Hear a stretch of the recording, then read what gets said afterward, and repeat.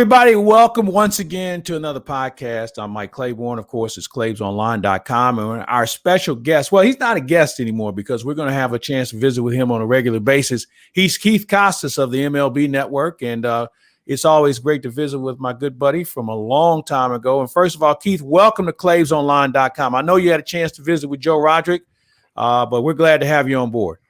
Yeah, Claibs, thanks for having me. I'm looking forward to it. Season right around the corner. I don't know how it snuck up on us, but it's here. You know what? It's funny you say that because you and I have been talking about how everybody's scrambling as if they didn't know the season was going to take place on April 1st. And it's been a little bit of a different setup for sure. Yeah, every year it seems to sneak up on me. I mean, every year I go through the same motions. All right, I got to figure this stuff out. I got to get myself in line. And then before you know it, things start happening and it's right around the corner. But yeah, it's still a different world doing all of our stuff remotely as far as the game production and everything, but good to have baseball back either way. All right, let's talk a little bit about the game itself, and we're going to get back to how this thing is going to work from a visual standpoint. Interesting this year where, you know, you look at the Dodgers and everybody has them as the odds-on favorite, and just when you put all your money in one basket, man, somebody comes out of nowhere. So in your opinion, who do you like as far as teams that we need to start paying a little closer attention to if they get a couple of breaks going in their direction? Yeah, well, I do think that there's, 4 or 5 teams that have really separated themselves so far, in the offseason. And that would be the Yankees, the Dodgers, the Padres, the White Sox, and I'll throw the Braves in there too. But the Padres have done so much that you talk about the Dodgers. I don't know if you can just pencil them in as the favorite. Are they probably the best team on paper? Yeah, if I had to pick it in a boat race, who's going to have the best record, just put all 30 teams into a balanced schedule, I'd pick the Dodgers. But who knows? The Padres get hot. Maybe they sweep a 4-game series with the Dodgers, and that flips the whole thing. And all of a sudden, the Dodgers are looking at a wild card instead of winning the division, which has become customary for them over the last 8 seasons or so. So I'm not so sure that I wouldn't feel a little bit better about the Yankees maybe having the best chance to win their division going into the season. I would be very surprised if the Yankees don't win that AL East. So I think I maybe would go with the Yankees as the safest team over the Dodgers or Padres, just because you don't know how that division is going to play out. They're both so good. You could see the team winning 100 games. Yeah, I mean, think about Tampa. I mean, nobody's talking about them, and people act as if they stumbled into the World Series last year. They had a pretty good record from start to finish. But going back to the Dodgers for a minute, San Diego's got to break through and beat the Dodgers at some point. They've got to win a couple of series, I think, in order to really truly serve notice that we're just not the team that everybody's excited to watch. We are a team that's here to take our fair share of this. 100%. We had Alana Rizzo on the network. He used to work with us at MLBN a few years back and has been with the Dodgers for the last handful of years. She was on the other day talking about that rivalry, and she made the point that, you go down to San Diego, certainly for the Dodgers, but really for any team, it's such a great destination city. They haven't really been that competitive in recent years. You're liable to see half of the other team's fans in that ballpark at any given time. I mean, you've seen it with the Cardinals, I'm sure. Now that's going to change, obviously, with the roster they've put together here, and they're, like we've talked about, one of the best teams in baseball. But yeah, until the Padres actually beat the Dodgers in a regular season series, consistently and handedly in terms of the season series, let alone the postseason, I'm not sure you can really call it a great rivalry. I mean, they played an exciting competitive series last year, but bottom line, the Dodgers swept them right out of the playoffs. So I'm with you. The Padres have some work to do to really establish that as kind of a head-to-head Red Sox-Yankees early 2000s type of deal, because they don't have anything to show for it yet. Is anybody in the West even close? I mean, you look at Colorado and San Francisco and Arizona. I mean, have any of those teams made any sort of real improvement? I think you could lump them all together like you did last year, AL West and NL West together, and those two teams, the Padres and Dodgers, would still be on an island by themselves. I mean, I like the Astros. I like what they have on the American League side, and I like Dusty leading the ship there. Oakland is kind of, you mentioned Tampa. They're like the West Coast version of Tampa. You never know how it's going to happen, but you know it's going to happen. Yeah. But yeah, to get back to the NL West, your original question, no. I don't see any chance that any of those other 3 teams, that the Giants are coming in another year or two. They spend a little money in free agency in this next class, maybe get one of those shortstops that's coming up and get things rolling again up there. Maybe they'll be in the mix. But as far as 2021, I can't imagine any team comes within I don't know, call it 5 games would surprise me. And I think that's probably being generous. I think Yeah, it's you probably being closer really to, nice. Yeah, you being real yeah, nice about yeah, that. I think a double digits easy, man. I just I don't think see 10's it. better. Yep, Yeah. 10's a better number. Well, 5 to be fair. 5 to be fair and nice at the start of the season. But yeah, I'm with you. Probably 10 to 12 is probably a better guess at the gap between the second team and the third team in that division. Let's go to the Central for a minute and talk. Let's start in the Central National League. Cardinals should win the division, although I'm not going to disrespect Milwaukee. They have an interesting collection of players. They may have the best defensive outfield in the National League, if not Major League Baseball. Their pitching is tricky. Their offense will be interesting to watch, especially if Colton Wong is the guy that we think he can be in the leadoff spot. They don't have Ryan Braun, but you know what? They've got some other guys, if they're on, can swing the bat well enough to make themselves presentable. Yeah, I think we're in lockstep there. I think the Cardinals are the favorite to win the division, but to me, the Brewers and the Cardinals are very similar. I mean, there's some differences in the rosters, but I think the sum of the parts is going to be pretty close. Like you mentioned, the Brewers have a couple guys in the middle of that lineup. Yelich gets back to what he was doing before. They're going to get Lorenzo Cain back, who people forget opted out of last season. They got Wong, who you mentioned at the top. And then Keston Hiura, he's been a huge liability defensively, but when he came up in 2019, he was one of the better hitters in the division. So if he can get back to doing that in the cleanup spot, I think they're going to have kind of a similar mix to what the Cardinals have going offensively, which is really 2 or 3 standout guys that can really do some damage and kind of mixing and matching with the rest of the lineup. And then, we talked about the A's, we talked about the Rays. The Brewers are kind of getting that reputation of just they're doing it in ways that people don't necessarily expect, especially on the pitching side. I mean, we've seen it with Woodruff and Burns, and they've got more guys like that in the pipeline. So you talked about the defense, offense similar to the Cardinals, creative pitching and good strategy on the pitching side. I think that they're going to be a pretty close competitor with the Cardinals, but I would give the edge still to the Cardinals just based on the pedigree of the team, the experience they have, and some of the top end of the roster, I would say, is stronger with the Cardinals. I've seen teams move their shortstop to third base. I don't think I've ever seen a team move their third baseman to shortstop. The Cincinnati Reds, I'm not sure what's going on there. I mean, you look at them on paper, they moved a couple of good people in the offseason. They've never been good defensively. And I don't know how they feel like they're going to be better by making that move. And I just don't know. I don't know enough about if they're pitching, if they're deep enough. I mean, they moved some good people in the offseason. So where do you see them and, what's going on there as far as their development? Their offense was just so one-dimensional last year. I think they had almost 60% of their runs were scored on home runs. It was the highest number in baseball history by far.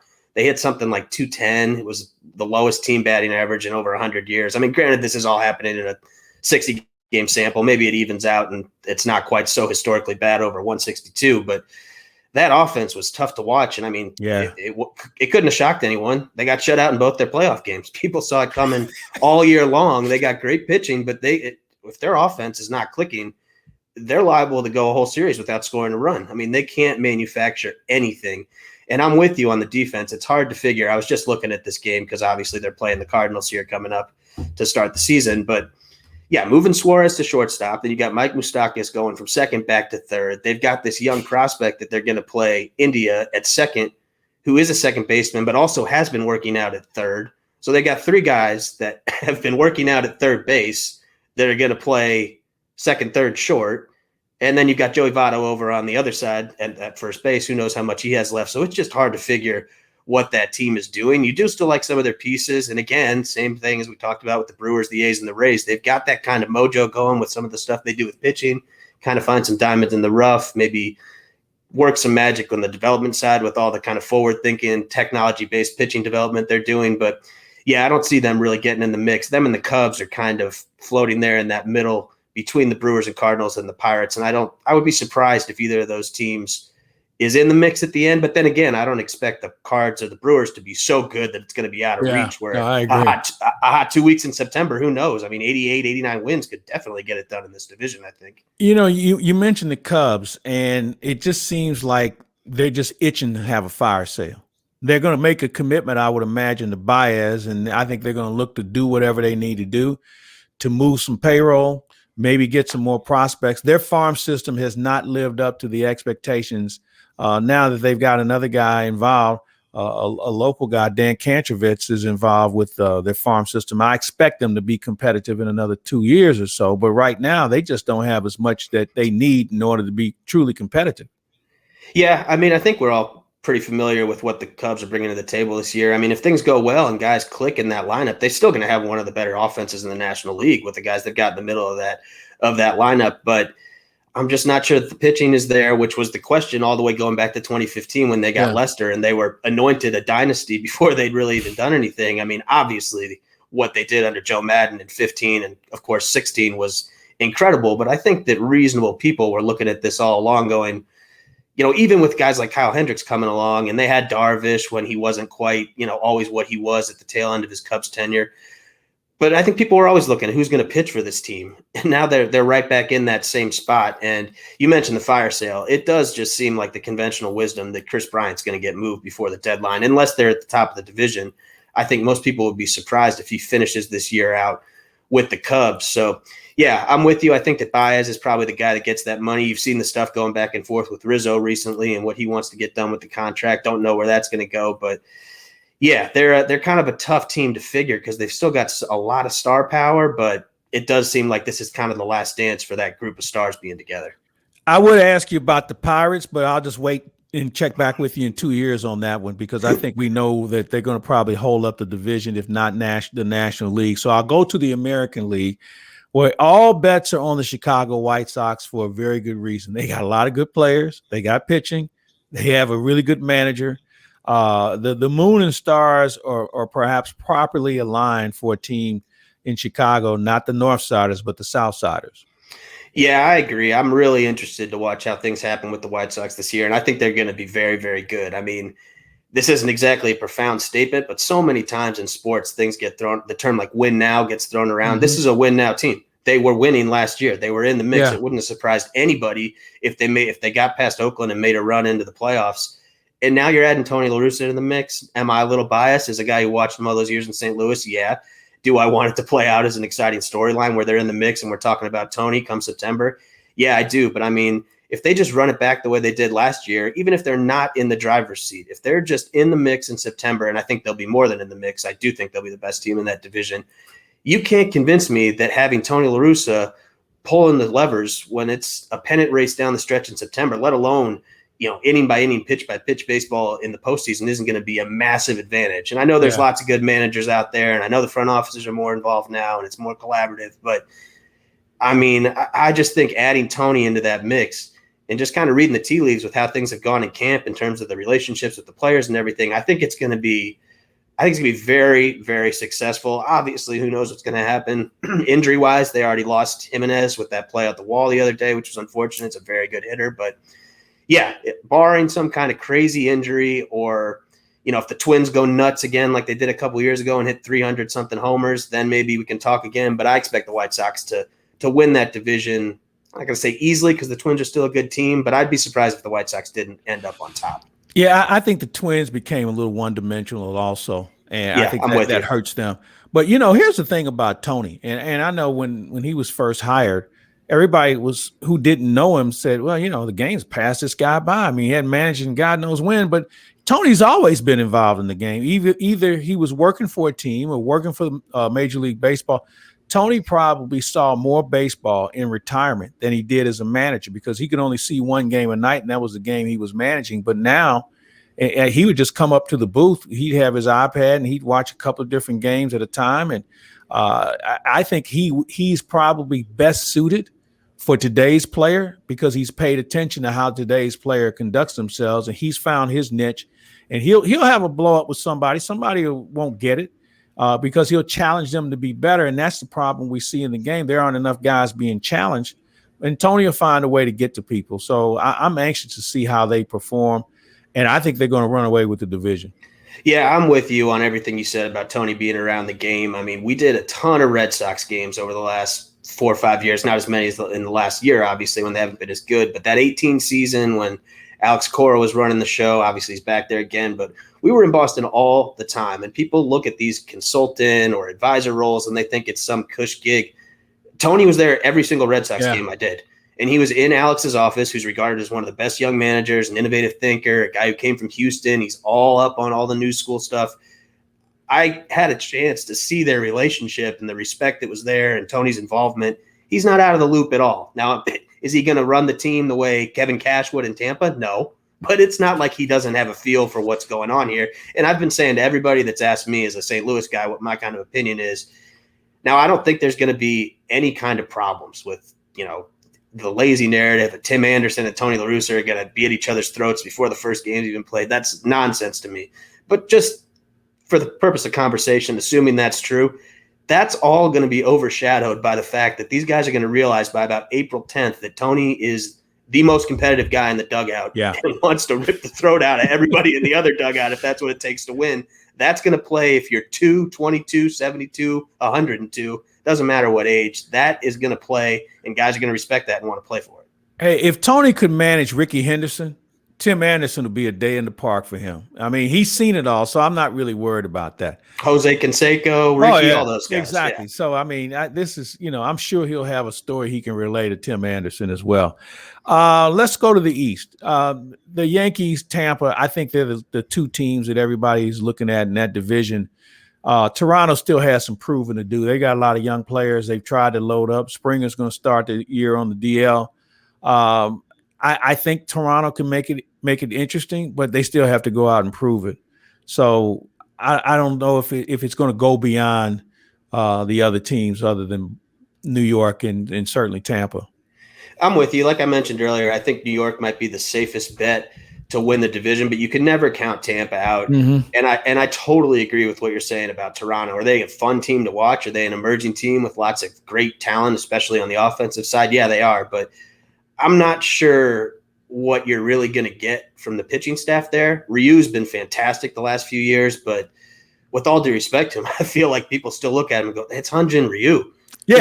This guy can't be the ace of your staff if you're trying to make a run to the World Series. But then again, I mean, the numbers don't lie. He's been great. He was great for the Dodgers, who are obviously a contender, and he was great in his first year in Toronto as well. So who knows? Maybe he proves me wrong, but I just don't think they have the depth in the rotation. And there's so much unknown with those young players. I mean, they showed well in 2019. Obviously, they showed well again last year in 2020. But a lot of these guys haven't played a full 162. And they're playing, they're playing a tough schedule against the Rays and the Yankees. And I'm just not sure. It might be a year too early for that group, especially with Springer starting the year on the IL. And even a guy like Robbie Ray, who's had plenty of issues, he's far from a sure thing, but he was a guy they were looking to bounce back in the rotation. He's going to start on the IL too. So, yeah, it's a two-horse race to me in that division.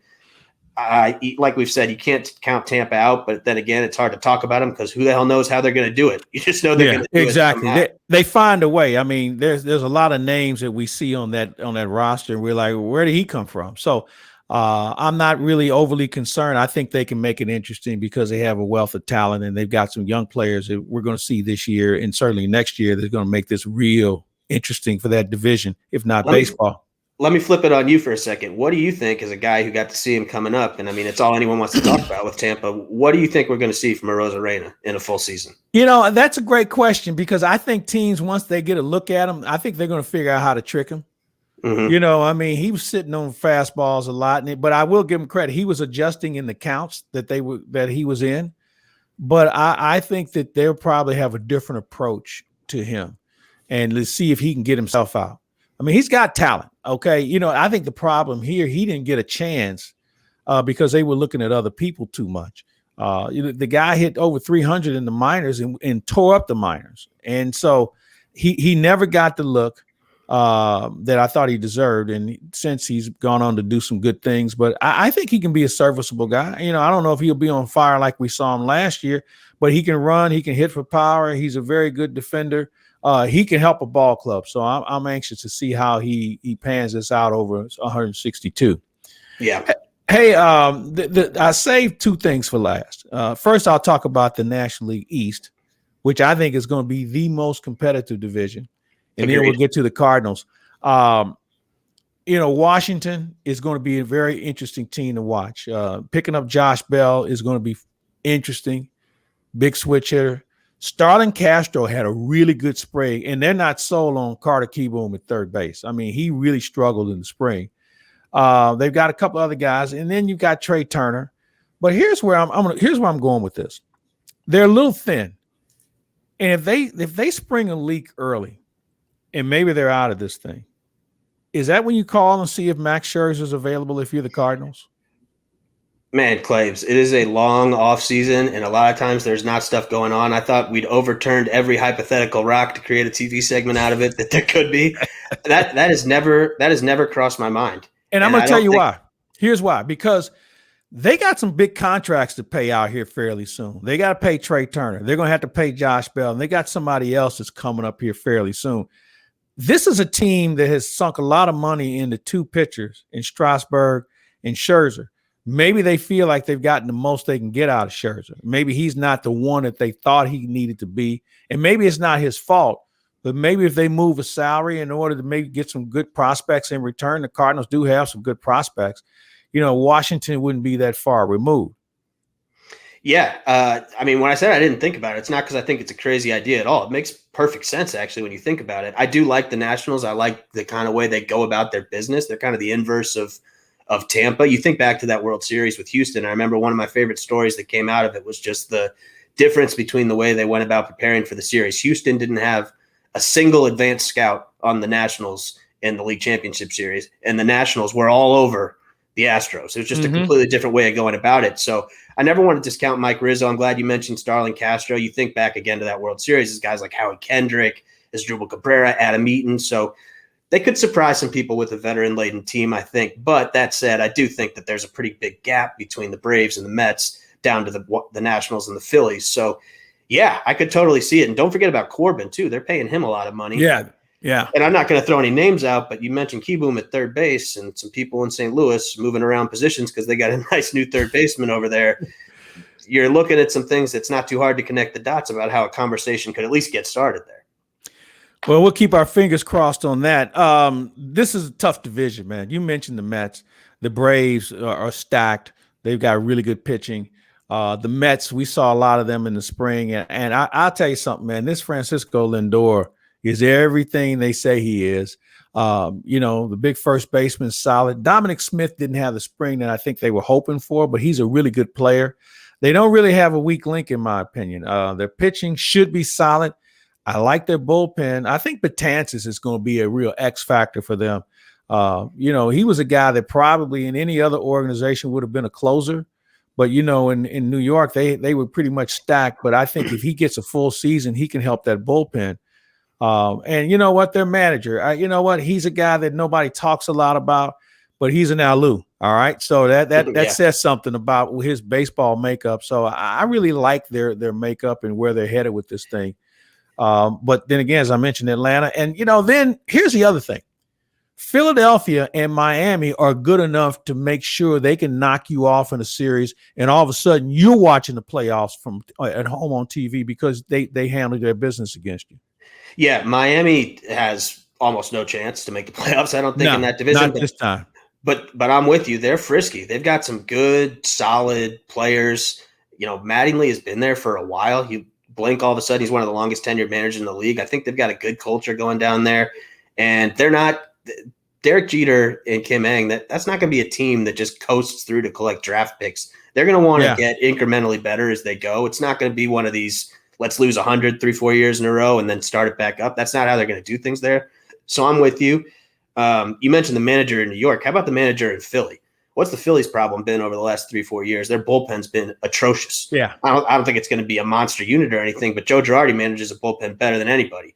So you get into some close games late down the season, they're in third, fourth place. You think they're out of it. They can spoil some people September too if Joe Girardi kind of takes that from a historically bad bullpen to even just an average bullpen, let alone a serviceable one.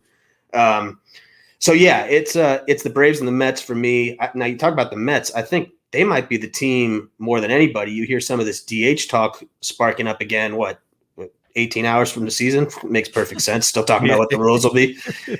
But there were a team that the DH could have really helped because they have a monster offensive club, but the pieces just don't really fit defensively, especially you mentioned Dom Smith and Pete Alonso, obviously. So the Mets are an interesting group. It's certainly fun kind of following them with no investment in the team's success up here because they're back page all the time now with Steve Cohen, and it feels like real New York kind of tabloid sports kind of stuff with him. And I think he's going to be a good owner too, from everything we've seen so far. So it's exciting to have the Mets back in the mix in a meaningful way, even if this might not be their year. They don't have a perfectly constructed roster. Atlanta is certainly the team to beat, but I'm excited to watch the Mets. They're sort of the NL version of the White Sox to me, where it's like, there's a big market team with star power, recognizable faces for the casual fan that's going to be in the mix and fun to watch, and like plays an exciting brand of baseball too with all the offense they're going to put up. So Braves my pick in the division, but certainly going to be fun to watch the Mets too.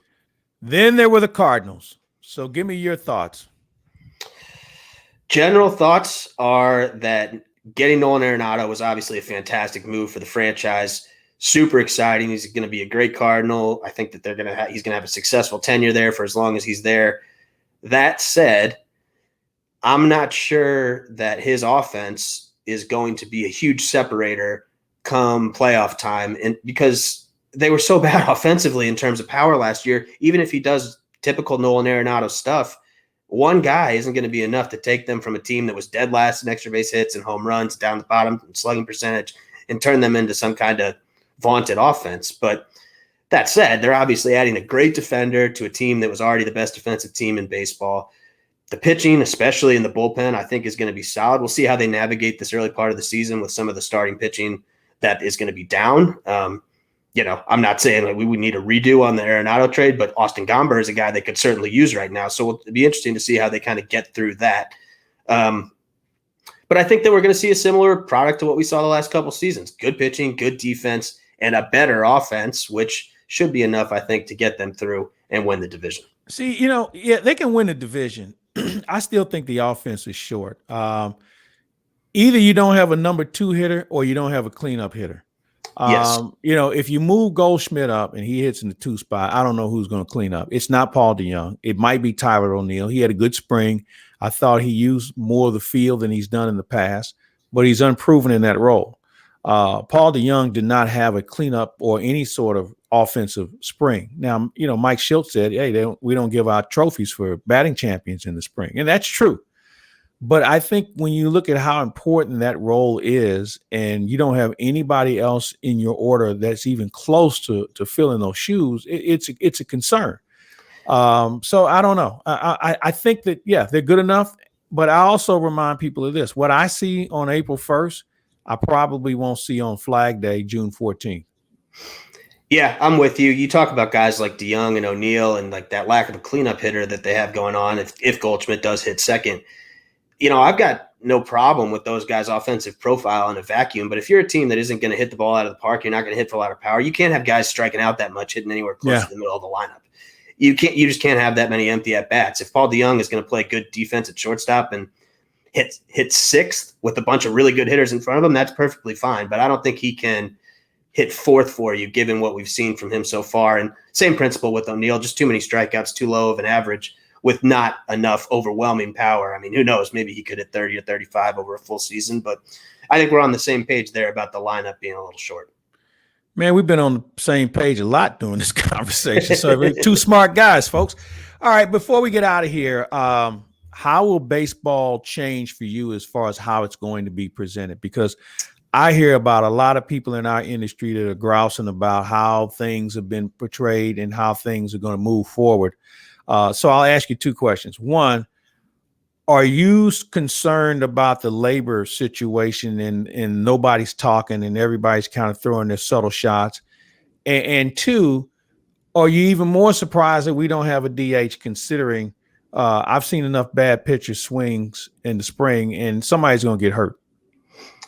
Yeah, I am surprised that the DH has become such a sticking point. I understand that it's a bargaining chip and that there's a lot at stake for both sides here and that things are fairly contentious, just even observing from a surface level. But yeah, for the exact reason that you just said, pitcher injuries and just wanting to get more offense in the game. I can't believe the cooler heads haven't prevailed and that the DH hasn't been put in place for this season, at least not yet. Who knows? Could still be a last minute thing. But yeah, I'm surprised. I do think that's coming sooner rather than later. I've kind of given up on that fight. It was never a hill that I was going to die on, that I have to have the NL game the way that I've grown up watching it. Do I prefer it? Yeah, I guess I do, because it's what I'm used to. But, it's like a lot of things last year. I don't think people really cared at the end of the day they went nuts about all these rule changes, the extra inning situation, the 3-batter minimum.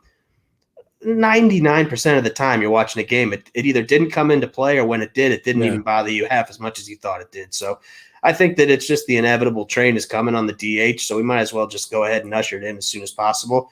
And then the labor stuff, I mean, way above my pay grade, but I guess it's hard not to be concerned just given the whole tone of things without, really making a judgment on one side or the other. But I think it's hard to argue that the tone is not good right now. Keith Costas, so we're out of time, man. Well, we're not, but we've been talking enough for one show. Hey, man, it's great visiting with you. I'm looking forward to doing this with you on a regular basis, and it'll be fun. We got a lot of things to cover with this season, so let's just sit back and enjoy this one, and hopefully we get at least 162 out of the Cardinals, if not more.